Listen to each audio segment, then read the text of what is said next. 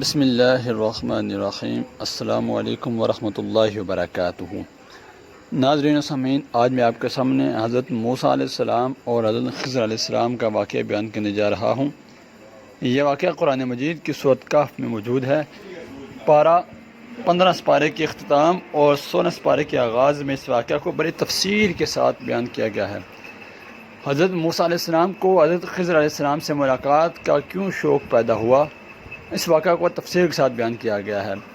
پھر جب ان کی ملاقات ہوتی ہے تو کیا واقعات پیش آتے ہیں، تو اس واقعے کو آپ لازمی سنیں گا، اور اگر دل اجازت دے تو قرآن پاک کھول کر سورۃ کہف کے 15 سپارے کے آخری اور 16 سپارے کے آغاز میں اس واقعہ کو تفصیل کے ساتھ بیان کیا گیا ہے، آپ وہاں سے بھی تفصیل سے پڑھ سکتے ہیں۔ تو چلتے ہیں اپنے مقصد کی طرف۔ واقعہ کچھ یوں ہے کہ ایک مرتبہ حضرت موسیٰ علیہ السلام بنی اسرائیل کو خطاب کرنے کے لیے کھڑے ہوئے، تو ان سے یہ سوال کیا گیا کہ لوگوں میں سب سے زیادہ علم کس کے پاس ہے؟ حضرت موسیٰ علیہ السلام نے فرمایا، میرے پاس۔ اگرچہ یہی حقیقت تھی، لیکن اللہ تعالیٰ نے ان پر اس لیے عتاب کیا کہ انہوں نے علم اللہ کی طرف منسوب کیوں نہیں کیا۔ چنانچہ اللہ تعالیٰ نے وحی بھیجی کہ بحرین جہاں 2 دریا ملتے ہیں، وہاں میرے بندوں میں سے ایک بندہ ایسا ہے کہ جس کے پاس آپ سے بھی زیادہ علم ہے۔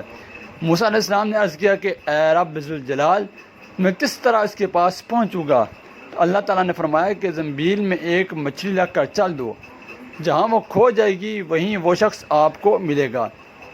پھر موسیٰ علیہ السلام نے اپنے ساتھ اپنے خادم یوشع بن نون کو لیا اور زنبیل میں مچھلی رکھ کر چل دیے، یہاں تک کہ ایک ٹیلے کے پاس پہنچے تو موسیٰ علیہ السلام اور ان کے خادم دونوں لیٹ گئے اور سو گئے۔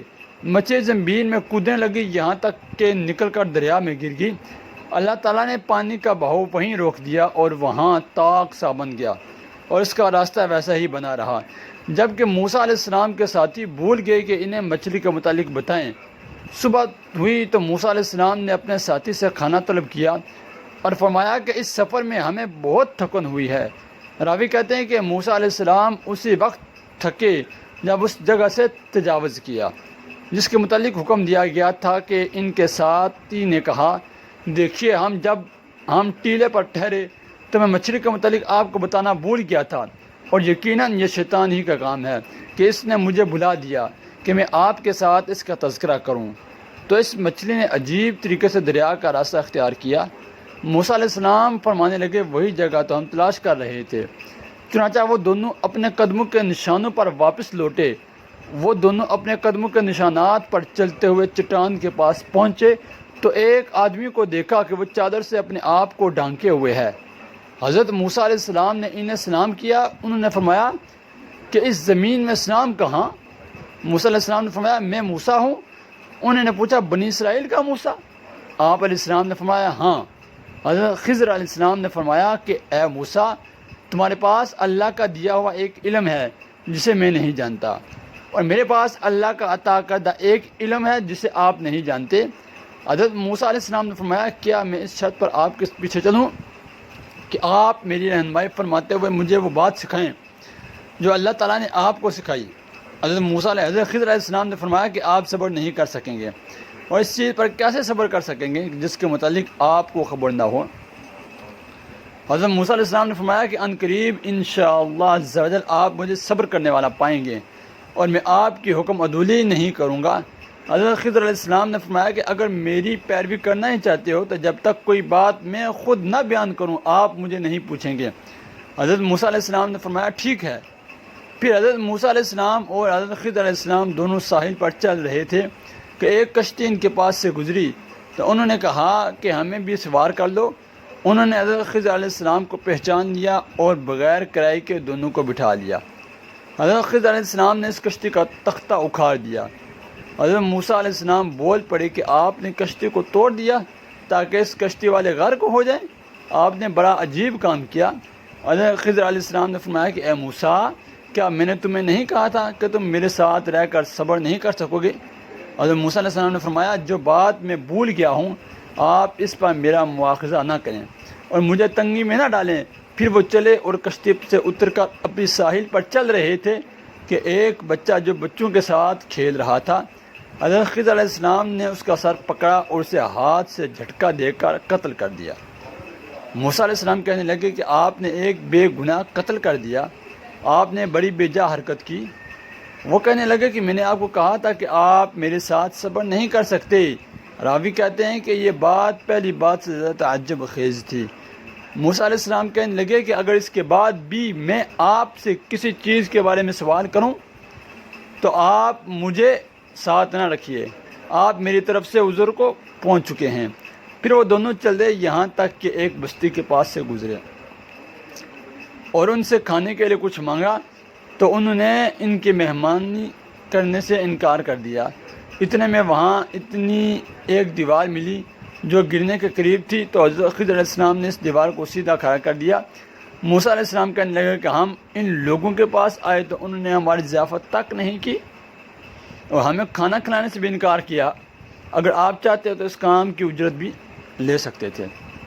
حضرت خضر علیہ السلام نے فرمایا بس اب یہ وقت ہماری اور آپ کو جدائی کا ہے۔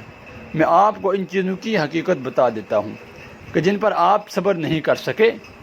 حضرت خضر علیہ السلام نے حضرت موسیٰ علیہ السلام کا کپڑا پکڑ کر فرمایا کہ میں اب آپ کو ان کاموں کا راز بتاتا ہوں جن پر تم صبر نہ کر سکے۔ کشتی تو ان مسکینوں کی تھی جو سمندر میں مزدوری کرتے تھے، ان کے آگے ایک بادشاہ تھا جو ظلماً کشتیوں کو چھین لیتا تھا، تو میں نے چاہا کہ اس کشتی کو عیب دار کر دوں، تو جب کشتی چھیننے والا آیا تو اس نے کشتی کو عیب دار سمجھ کر چھوڑ دیا اور وہ کشتی آگے بڑھ گئی، اور کشتی والوں نے ایک لکڑی لگا کر اسے درست کر لیا، اور وہ لڑکا جسے میں نے قتل کیا فطرتاً کافر تھا، اور اس کے ماں باپ اس سے بڑا پیار کرتے تھے۔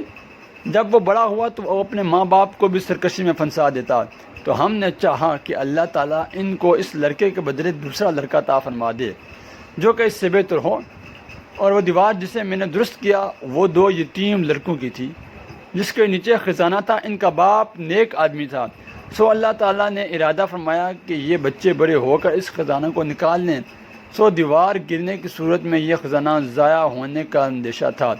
اور حضرت خضر علیہ السلام نے فرمایا یہ سب کچھ میں نے اللہ کے حکم سے کیا۔